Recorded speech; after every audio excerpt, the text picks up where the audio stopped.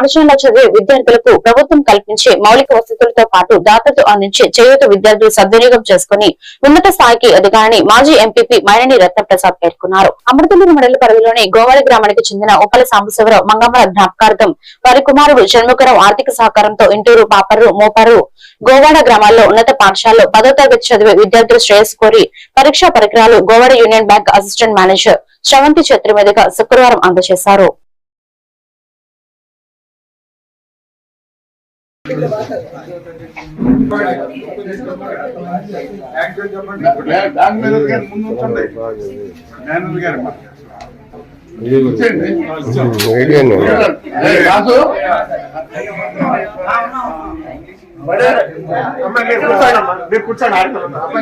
విద్యార్థుల్లో చాలా తగ్గుతుంది ఈ రోజుల్లో. కానీ పూర్వకాలంలో విద్య అంటే చాలా పవిత్రమైన